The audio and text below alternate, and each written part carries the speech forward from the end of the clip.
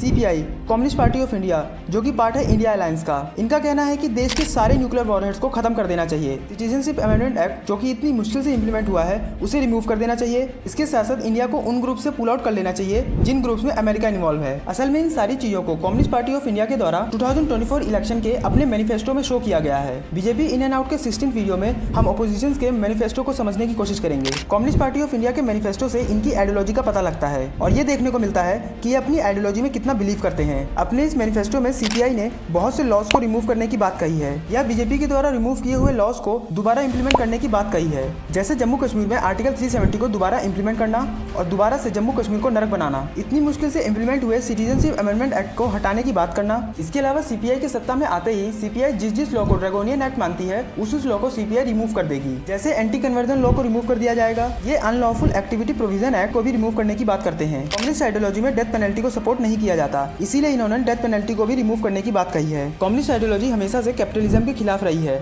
और America and France जैसे बहुत से कंट्रीज कैपिटलिज्म को सपोर्ट करते हैं। इसीलिए सीपीआई का कहना है कि इनके सेंटर में आते ही ये हर उस ग्रुप से इंडिया को एग्जिट करवा देंगे जिस ग्रुप में अमेरिका इन्वॉल्व है, जैसे क्वाड और I2U2। बीजेपी के द्वारा लाई गई न्यू एजुकेशन पॉलिसी, जिसकी बहुत से ऑपोजिशन लीडर्स ने भी तारीफ की थी, उसे भी स्क्रैप करने की बात कही है। इसके अलावा सबसे बड़ा वादा सीपीआई ने किया है, जिसमें सीपीआई का कहना है कि अगर हम सेंटर में आते हैं तो हम इंडिया से न्यूक्लियर वॉरहेड्स को खत्म कर देंगे। अब आप खुद सोचिए, इंडिया के दो पड़ोसी देश चाइना एंड पाकिस्तान, जो कि अपने आप में परमाणु शक्ति हैं, उनके होते हुए इंडिया से परमाणु वेपन्स को खत्म करने की बात कहना ये सही है या गलत? इसके साइंटिस्ट और पिछली सरकारों की मदद से इंडिया ने परमाणु शक्तियों को पाया था। आज देश के अंदर सबसे बड़ा ऑपोजिशन इंडिया अलायंस का पार्ट सीपीआई इन शक्तियों को खत्म करने की बात करता है। सेम ऐसे ही 2008 में सीपीआई ने न्यूक्लियर डील के चलते मनमोहन सिंह की गवर्नमेंट को गिरा दिया था। असल में 2008 के समय इंडिया और यूएसए न्यूक्लियर डील करने वाले थे, जिसके अंदर इंडिया यूएसए की न्यूक्लियर टेक्नोलॉजी को भारत लाना चाहता था। इस न्यूक्लियर टेक्नोलॉजी से इंडिया को इलेक्ट्रिसिटी जनरेशन में बहुत बड़े लेवल पे सपोर्ट मिलता, लेकिन उस टाइम पे इंडिया के सेंटर में बैठी मनमोहन सिंह गवर्नमेंट सीपीआई के सपोर्ट में चल रही थी और सीपीआई तो हमेशा से न्यूक्लियर पावर एंड अमेरिका का विरोध करती आई है। इसीलिए सीपीआई ने उस टाइम मनमोहन सिंह गवर्नमेंट से अपना सपोर्ट वापस ले लिया था और मनमोहन सिंह गवर्नमेंट को नो कॉन्फिडेंस मोशन का सामना करना पड़ा था।